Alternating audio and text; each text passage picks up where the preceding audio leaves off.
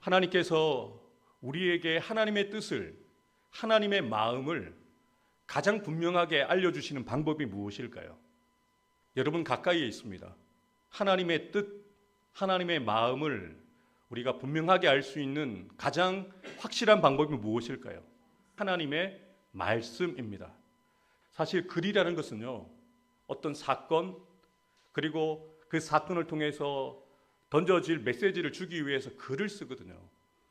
하나님께서는 33명의 서로 다른 시대의 다른 사람들을 통해서 그들에게 하나님의 영의 감동하심을 주셔서 하나님의 말씀을 기록하게 하셨습니다.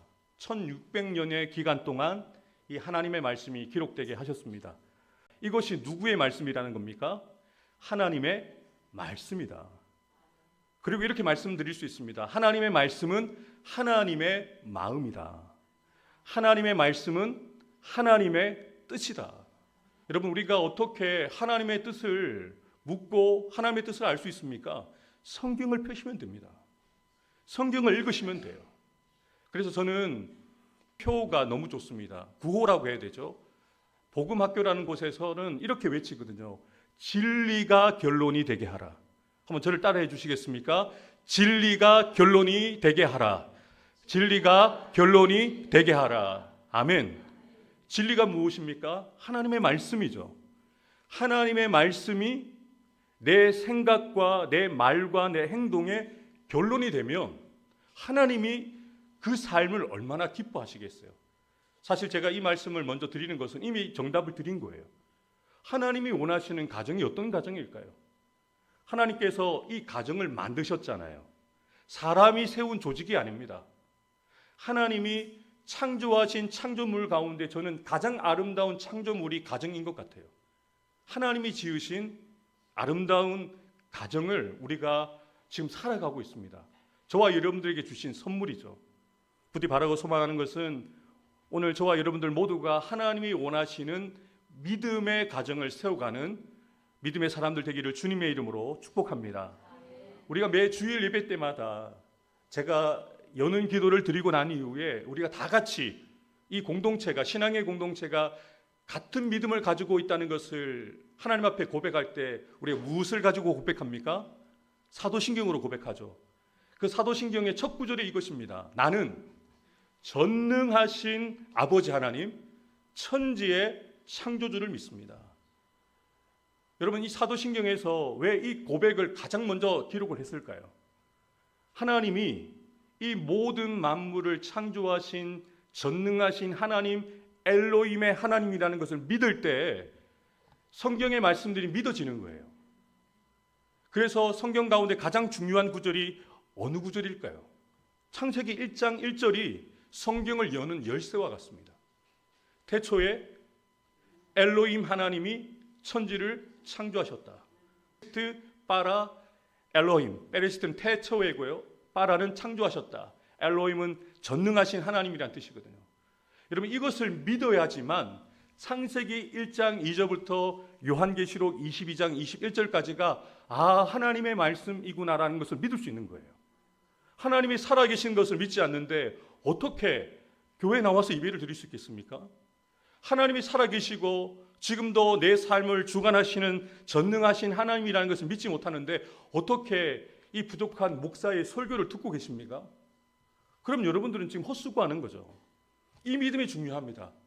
하나님은 천지 만물을 창조하신 하나님이시고 지금도 이 천지 만물을 다스리시는 하나님이고 가장 중요한 사실은 나에게 생명을 허락하신 창조주 하나님이시다라는 것을 믿음으로 고백하는 거죠. 우리는 더 큰 은혜를 받았습니다. 아담과 하와보다 더 큰 은혜를 받았어요. 아담과 하와는 하나님을 아버지라 부르지 못했습니다. 그런데 저와 여러분들은 예수 그리스도의 십자가의 대속의 은혜로 말미암아 하나님을 아버지라 부를 수 있는 자녀의 권세를 가지게 되었습니다. 제가 이번에 야외를 갈 때 차 한 대를 렌트를 해가지고 제가 렌트한 차를 제가 운전을 했어요. 좋은 차를 받아가지고 기분이 좋았는데 불안한 거예요. 제 운전 실력으로 혹시 주차하다가 앞범퍼나 뒷범퍼나 끌게 되어지면 혼자서 박아도 20만 원, 50만 원을 내야 된다는 거예요. 빌리는데 15만 원 냈는데 조그만 기스만 나도 20만 원, 50만 원 내야 된다니까 얼마나 불안한지 제가 평생 가장 안전하게 운전을 했습니다. 속력을 내고 싶어도 밟지를 못했어요. 그런데 왜 그랬느냐? 우리 차가 아니잖아요. 내 차가 아니잖아요. 내 차가 아니니까 조심하게 되는 거예요. 혹시라도 실수할 수도 있으니까 안전하게 운전하려고 노력을 하게 되거든요. 그런데 어제 우리 교회 차를 끄는데 너무 편한 거예요. 그렇다고 과속했거나 신호위반 한 건 아니지만 너무 편안한 거예요. 신경 쓰지 않는 거예요. 왜? 우리 교회 차니까. 내 교회 차니까. 여러분, 하나님과 상관없는 사람들은 하나님이 어려워요. 하나님이 멀게 느껴집니다. 그런데 우리는 하나님을 아버지라고 고백하는 하나님의 자녀잖아요. 여러분, 하나님이 편하십니까? 아직도 렌트카를 빌리는 사람처럼 하나님과 거리감을 두고 계시지 않습니까? 약간 조심하고 계시지 않습니까? 그런 문제가 있다는 거예요. 여러분, 우리 딸과 저희 아내는 제 방에 놓고 할 필요가 없습니다. 문 팍 열고 들어와도 제가 화를 낼 수가 없어요. 왜냐하면 내 아내고 내 딸이니까. 여러분, 하나님께서 우리에게 하나님을 아버지라 고백할 수 있는 이 은혜를 우리에게 허락하셨다는 것이 얼마나 감사한 줄 모릅니다. 그래서 우리가 날마다 천지 만물을 바라보면서 하나님을 찬송할 수 있어야 돼요. 천지를 지으시고 바다를 지으시고, 여러분 지금 이 날씨도 하나님이 주관하시는 거잖아요. 그러면 우리가 비가 와도 감사, 비가 오지 않아도 감사. 이 가뭄이 정말 심한데 비가 오면 감사한 일 아니겠습니까? 우리가 놀러 간다고 해서 하나님이 비를 멈추시는 게 아니라 가뭄이 있는 땅에 촉촉하게 비를 내려주시기 위해서 내려주셨다면 감사한 일이잖아요. 기억해야 될 것은 예배 때만 하나님을 의식하는 것이 아니라 자연 속에서도 자연을 운영하시는 하나님을 우리가 믿음으로 바라보고 인지할 수 있어야 된다는 거죠.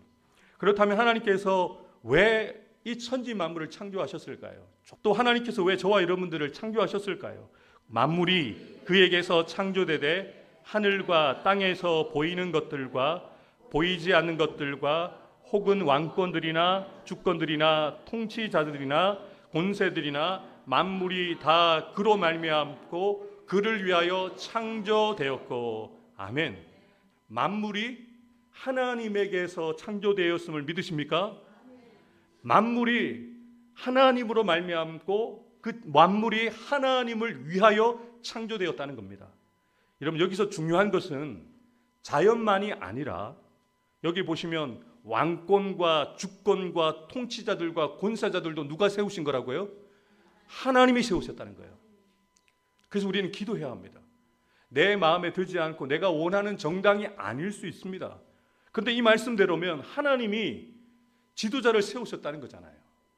하나님이 하나님의 때에 하나님을 위하여 만물을 창조하셨고 지도자도 세우고 계시기에 우리는 다만 하나님의 뜻에 순종함으로 기도할 뿐이죠. 그래서 사도 바울은 분명하게 이야기합니다. 모든 만물이 다 하나님을 위하여 창조되었다. 이 말씀을 토대로 저와 여러분들은 왜 창조하셨을까요? 이사야 선지자를 통해서 분명하게 말씀하십니다. 이 백성은 내가 나를 위하여 지었나니 나를 찬송하게 하려 함이라. 아멘. 우리가 오늘을 사는 목적, 돈 잘 벌기 위해서, 아이들 잘 키우기 위해서, 하나님께 부르심을 받는 그날까지 건강하기 위해서 사는 것도 맞죠. 열심히 사십시오. 열심히 돈도 버시고 열심히 자녀도 키우십시오. 열심히 건강관리도 하십시오. 그런데 그것보다 더 상위의 목적이 있다는 거죠. 하나님을 위해서 건강하게 사세요. 하나님을 위해서 돈을 버세요. 하나님의 영광을 위해서 자녀들을 키우세요. 그리고 하나님 앞에 드리는 거죠. 이것을 분명하게 우리가 기억하고 살 때 우리가 때를 따라 도우시는 하나님의 은혜를 경험하게 되는 거죠. 여러분, 어떤 사람에게 하나님께서 물질의 복을 주실까요? 나를 위해서만 쓰고 내 가족만을 위해서 쓰고 내 자녀들만을 위해서 쓰는 사람들에게 물질의 복을 주실까요? 나누고 베풀고 섬기는 사람들에게 물질의 복도 주시지 않겠습니까? 여러분, 왜 여러분들이 건강을 드려야 됩니까? 왜 여러분들에게 하나님께서 물질을 주셔야 됩니까? 주님을 위해서 제가 쓰겠습니다. 여러분, 한나는 아들을 구할 때 그 기도가 참 이상합니다. 아들을 달라고 하는데 그 아들을 주시면 누구한테 다시 드리겠다 그래요? 하나님께 드리겠다는 거잖아요. 여러분, 이게 이해가 되십니까?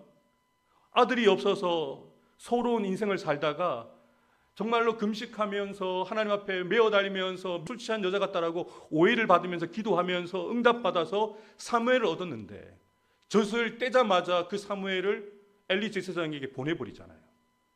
그것이 믿음입니다. 하나님을 위해서 달라고 했고 그리고 그 약속대로 드리는데 하나님께서 그 이후에 더 많은 자녀들을 한나에게 주시잖아요. 여러분의 마음이 주님을 위한다고 하면서 내가 쓰려고, 주님을 위한다고 그러면서 내가 조금 편안하려고 구하지 마시라는 거죠. 주님을 위해서 살려고 하면 여러분들에게 건강도 물질도 또 여러분의 자녀 가운데 여러분의 가정 가운데 하나님께서 은혜를 주시고 복을 주시면 하나님도 좋지만 여러분들도 좋게 되잖아요. 그럼 그것을 우리가 기억하면서 살아가야 한다는 것이죠. 하나님께서는 천지 만물을 창조하신 가운데 사람을 조금 더 특별하게 지으셨다고 말씀합니다. 하나님이 자기 형상 곧 하나님의 형상대로 사람을 창조하시되 남자와 여자를 창조하시고 하나님이 그들에게 복을 주시며 하나님이 그들에게 이르시되 생육하고 번성하여 땅에 충만하라. 땅을 정복하라. 바다의 물고기와 하늘의 새와 땅에 움직이는 모든 생물을 다스리라 하시니라. 아멘. 우리를 누구의 형상대로 지으셨습니까? 하나님의 형상대로. 다른 피조물들은 종류대로 지으셨는데 인간은 하나님의 형상대로 지으셨다고 말씀합니다. 그리고 사람을 지으실 때 재료를 무엇으로 쓰셨습니까? 흙으로 지으셨죠. 그래서 이 흙이라는 히브리어 단어에서 아담이 나온 겁니다. 흙으로 빚어진 사람이라고 하는데 흙으로 빚어진 사람이 하나님의 생기가 들어가게 되어지자 생명이 되어지는 거죠. 그리고 모든 만물을 정복하고 다스리는 그런 사명과 책임을 주셨기에 사람을 특별하게 지으셨다는 것을 우리가 기억하게 되어지는 것이죠. 그런데 분명한 사실은 하나님께서 우리를 지으실 때에 흙으로 지으셨다는 것을 우리가 기억해야 됩니다. 그래서 우리가 장례식을 치를 때 장례를 집례하는 목사님들이 잘 하시는 말씀이 이 흙에서 왔으니 흙으로 돌아갑니다. 저와 여러분들은 흙으로 돌아갑니다. 땅에 묻히면 우리의 이 육신이 썩어서 땅의 일부가 되는 것처럼 우리는 언젠가 우리의 죽음을 맞게 되어집니다. 우리가 아무리 건강하고 아무리 많은 부를 가지고 있고 아무리 대단한 권력을 가지고 있다 하더라도 한계가 있다는 거죠. 우리의 인생에 한계가 있다는 것을 기억하라고 하나님께서 우리를 흙으로 지으셨다는 것이죠. 그래서 우리는 하나님의 생기가 떠나면 우리는 흙에 불과합니다. 아무 가치 없고 아무런 소용이 없는 존재가 되는 거죠. 그래서 하나님의 그 생기, 하나님의 영이 우리 안에 머문다는 것을 기억하면서 하나님과 함께 동행하는 삶을 살아가야 한다는 것을 창세기는 분명하게 말씀해 주고 있습니다. 오늘 우리가 가정을 주제로 하나님의 말씀을 나누려고 하는데요. 가정은 하나님께서 창조 질서 가운데 우리에게 허락하신 선물입니다. 믿으십니까? 비록 지금은 함께하지 못하지만 여러분들에게 허락하셨던 남편과 아내와 또 여러분들에게 허락하신 자녀들 그리고 그 자녀들을 통해서 보게 되어진 그 손주들을 바라볼 때마다 여러분들은 하나님의 선물입니다라는 마음으로 바라봐야 합니다.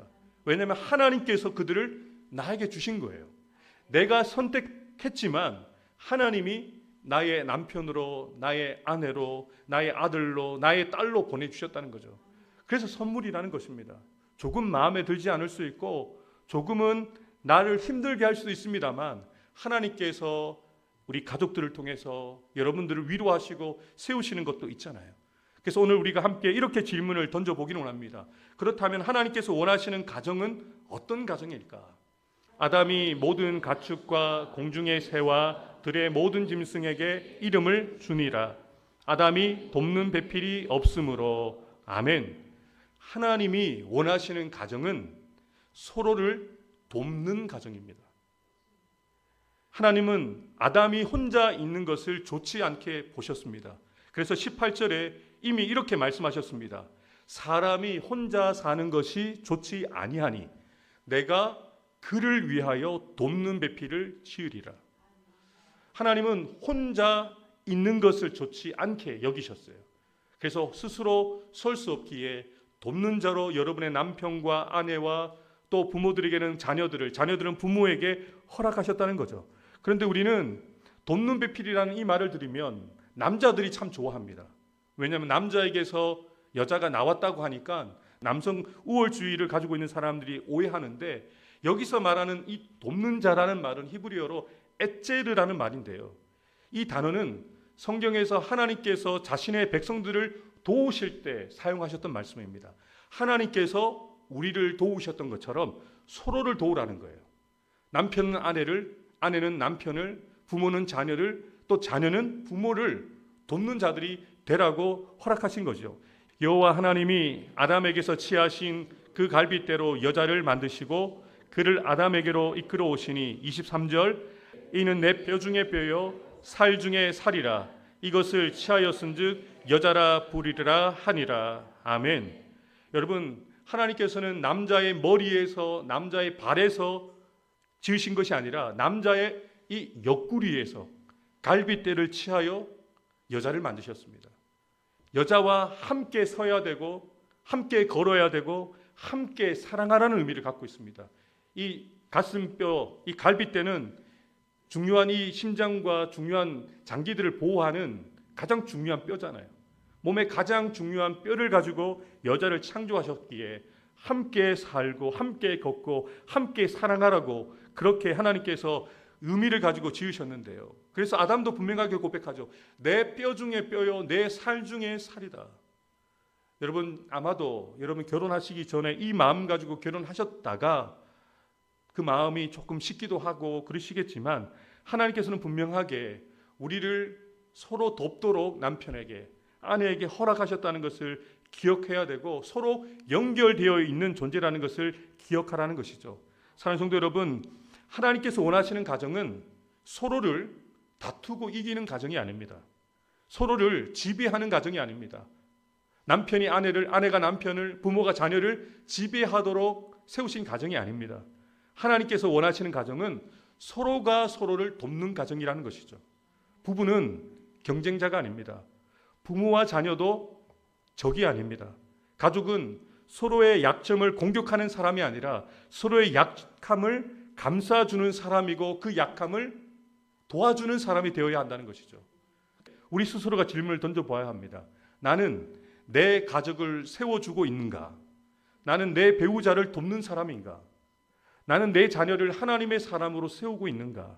나는 부모님을 존중하며 섬기고 있는가? 하나님께서 원하시는 가정은 완벽한 사람들이 모인 곳이 아닙니다. 부족한 사람들이 하나님의 은혜 안에서 남편과 아내로, 부모와 자녀로 만나서 서로를 도우라고 가정을 이루게 하셨다는 것이죠. 부디 바라고 소망하는 것은 저와 여러분의 가정이 서로를 돕는 믿음의 가정이 되기를 주님의 이름으로 축복합니다. 하나님께서 원하시는 가정은 어떤 가정일까요? 이러므로 남자가 부모를 떠나 그의 아내와 합하여 둘이 한 몸을 이룰지로다. 아멘. 하나님께서 원하시는 가정은 하나 되어지는 가정입니다. 여기에 보면 가정을 세우는 세 가지 원리가 있습니다. 첫 번째는 바로 떠남입니다. 남자가 부모를 떠나. 그런데 이 말씀을 오해하시면 안 됩니다. 부모를 버리라는 말씀이 아닙니다. 부모 공경을 중단하라는 뜻도 아닙니다. 새로운 가정을 이루기 위해서 육체적, 정서적, 영적인, 책임적인 독립을 하라는 뜻으로 말씀하신 것이죠. 그래서 부모를 떠나야 되는 것이죠. 스스로의 믿음으로 하나님 앞에 설 수 있어야 된다는 것이죠. 두 번째로 바로 연합입니다. 아내와 합하여. 여기서 합하다라는 히브리어는 다바크라는 단어가 쓰이는데요. 굳게 붙어 있다, 밀착하다, 떨어지지 않다라는 뜻을 가지고 있습니다. 그래서 부부는 기분 좋을 때만 함께하는 사이가 아니라는 겁니다. 상황이 좋을 때만 붙어 있는 관계가 아니라는 것이죠. 하나님 앞에서 언약으로 맺어진 부부이기에 서로 그 언약으로 묶여 있는 자들이 되었다는 겁니다. 그래서 서로를 바라보면서 하나님께서 언약으로 묶어 놓으신 배우자라는 것을 생각하면서 연합을 이루어 가야 된다는 것이죠. 마지막으로 한 몸이라고 이야기합니다. 둘이 한 몸을 이룰지로다. 여러분, 한 몸이 된다는 것은 단순히 함께 산다는 의미가 아닙니다. 삶의 방향과 목적, 믿음의 고백, 책임, 그리고 사랑과 그리고 아픔과 기쁨을 함께 나누는 것까지를 이야기하는 것이죠. 사랑하는 성도 여러분, 지금 가정의 위기는 집이 없어서만 오는 것이 아닙니다. 돈이 부족해서 오는 것이 아닙니다. 가정의 위기는 마음이 나뉘어지고 하나가 되지 못하기 때문에 가정의 위기가 있는 것이죠. 여러분, 내가 더 중요한 사람은 하나 되기가 힘듭니다. 내 고집을 가지고 있는 사람들과 대화하기가 힘듭니다. 내가 가장 중요한 사람과는 하나가 되기 힘들다는 거죠. 하나님께서 원하시는 가정은 그냥 몸만 함께하는 가정이 아니라 나를 조금 포기하고 자녀들과 남편과 아내를 위해서 헌신할 수 있는 마음이 있어야지만 하나가 될 수 있다는 거죠. 그래서 하나됨은 저절로 이루어지지 않습니다. 하나됨은 훈련으로 되어집니다. 하나 되어지면 내가 먼저 양보해야 됩니다. 하나됨은 내가 말하기보다 들을 때 하나 될 수 있고, 하나됨은 내가 먼저 용서하고 품어줄 때 하나가 될 수 있다는 거죠. 여러분, 잘 생각해 보십시오. 하나님과 원수되었던 우리가 어떻게 하나가 될 수 있었습니까? 하나님이 먼저 우리를 사랑하셨습니다. 하나님이 먼저 우리를 용서하셨습니다. 그래서 우리가 하나가 될 수 있었던 겁니다. 그래서 우리가 하나님과 연합할 수 있게 된 거죠. 우리가 잘한 것이 하나도 없어요. 그런데 우리는 착각합니다. 우리가 뭐라도 한 것처럼. 아니요. 하나님께서 우리에게 베풀어 주신 은혜가 아니었다면 우리는 하나님 앞에 설 수가 없었어요. 제가 지금도 기억합니다. 고등학교 때 만났던 우리 지금 권사님이시고 아마 장로님이실 텐데 이 부부가 참 금슬이 좋았어요. 제가 보기에도 교회에서만 보기에 좋은 게 아니라 가정에서 서로가 너무 뜨겁게 살아가는 것이 제가 10대 소년에게 느껴지는 거예요. 그런데 어떤 이야기를 전해 들었냐면 목사님 화가 나는 일이 있어가지고 장로님한테 막 쏟아부었다는 거예요. 장로님은 이불을 뒤집어 쓰고 목사님이 하실 말씀을 끝날 때까지 그냥 참고 기다리셨다는 거예요. 그리고 화가 조금 풀리고 이제 좀 말이 다 천천히 되어지면 그때 이제 장로님이 나오셔서 부인에게 그렇게 얘기했다는 거예요. 다 했나? 우리 같이 기도하자. 원래 신앙도 좋았고 서로 금슬도 좋았기 때문에 다 했나? 우리 기도해야겠다. 그리고 기도하고 부부싸움이 마무리가 된다는 거예요. 한 사람이 참아주기 때문에, 한 사람이 기다려주기 때문에 하나가 될 수 있었다는 거죠. 사랑하는 성도 여러분, 누가 먼저 참아야 될까요? 누가 먼저 기다려줘야 될까요? 누가 먼저 용서하고 누가 먼저 사랑해야 될까요? 내가 먼저 해야 된다는 거예요. 함께라는 단어를 제가 썼지만 내가 먼저 해야 됩니다. 내가 먼저 하나 되기 위해서 내 고집도 조금 내려놓고 내 취향도 조금 내려놓고, 사실 우리 권사님들이 다 하시더라고요. 장로님도 제가 회 좋아하지 않아서 짜장면 시켜 먹으면 된다고 하시는데 저 회를 좋아하진 않지만 여러분들과 함께 식탁을 나눌 수 있을 만큼 먹을 수 있습니다. 저도 회로 배 터지게 먹었습니다. 대게까지 배 터지게 먹었습니다. 왜 제가 회를 선택하시는 여러분들 따라갑니까? 여러분 사랑하니까요. 저는 회보다는 육고기가 좋긴 합니다만 그래도 여러분들이 좋아하시니까 같이 먹는 거죠. 같이 먹고 같이 교제하고 그것이 좋으니까 하는 것이죠. 여러분, 우리가 가정에서도 교회에서도 서로 달라요. 너무 달라요. 다르셔도 너무 다릅니다. 노시는 것도 너무 다르세요. 그런데 우리가 어떻게 하나 될 수 있습니까? 그냥 다른 것이 틀린 것이 아니다. 그냥 그 다름을 인정해 드리는 거예요. 우리 교회가 하나 될 수 있는 것은 여러분들이 서로를 인정해 주시고 양보해 주시고 서로를 위해 주시기 때문에 하나가 되어지는 것처럼 우리의 가정도 그런 가정을 세워가는 저와 여러분들이 되기를 주님의 이름으로 축복합니다. 아담과 그의 아내 두 사람이 벌거벗었으나 부끄러워하지 아니하니라. 아멘. 제가 들어오기 전에 그들은 벌거벗고 있었어도 서로 부끄러워하지 않았습니다. 여러분, 우리가 서로를 부끄러워하지 않았으면 좋겠습니다. 내가 가지고 있는 약점을 드러내는 것을 망설이지 않으셨으면 좋겠습니다. 여러분이 가지고 있는 아픔과 여러분이 가지고 있는 눈물과 여러분이 가지고 있는 문제를 이것까지 내 자존심이 걸려 있는데 내 자존심은 끝까지 지켜야 된다는 것이 아니라, 여러분 진짜 사랑하면 숨기면 안 되잖아요. 여러분, 남편과 아내가 비밀이 생기기 시작하면 문제 있는 것 아닙니까? 서로에게 꺼리낌이 없는, 부끄러움이 없는 그런 가정을 하나님께서 세우셨거든요. 벌거벗어도 자신의 연약함을 드러내도 서로를 탓하지 않고 그 약점을 비꼬지 않는 그런 가정으로 하나님은 만드셨는데, 제가 들어온 이후에 이 관계가 깨어진 것이죠. 상처가 생겨나고 오해가 생겨나고 부끄러움이 생겨나고 두려움이 생겨나게 되었던 것이죠. 사랑하는 성도 여러분, 저와 여러분들 가정 가운데 서로에게 부끄러움이 없는, 서로에게 벌거벗었으나 부끄러워하지 않는 믿음의 가정 되기를 주님의 이름으로 축복합니다. 그러기 위해서는 정말 중요한 한 가지가 있습니다.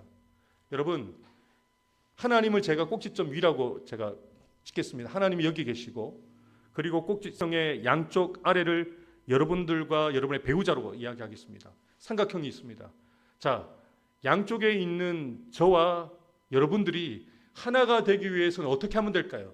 지금 밑에 있을 때는 거리가 이만큼이거든요. 그런데 위에까지 하나님께로 가기 위해서는 어떻게 해야 될까요? 조금씩 우리가 서로 하나님께로 가까이 가게 되어지면 나와 당신의 사이가 점점 가까워지는 거예요. 그리고 어디서 만납니까? 하나님에게서 만나야 되는 거죠. 하나님이 원하시는 가정은 이런 가정입니다. 서로 금수는 좋은데 믿음이 없습니다. 하나님이 없습니다. 하나님이 원하시는 믿음의 가정이 아닙니다. 서로 사이가 좋되 하나님께 가까이 가는, 서로가 하나님 안에서 하나가 되어지는 믿음의 가정을 주님이 원하신다는 거죠. 저와 여러분의 가정이 이런 믿음의 가정, 하나님께 가까이 가는 남편과 아내, 하나님께 가까이 가는 부모와 자녀들이 하나님과 만나는 그곳에서 우리가 하나가 되어지는 믿음의 명문 가정을 세워가는 저와 여러분들 되기를 주님의 이름으로 축복합니다. 기도하겠습니다.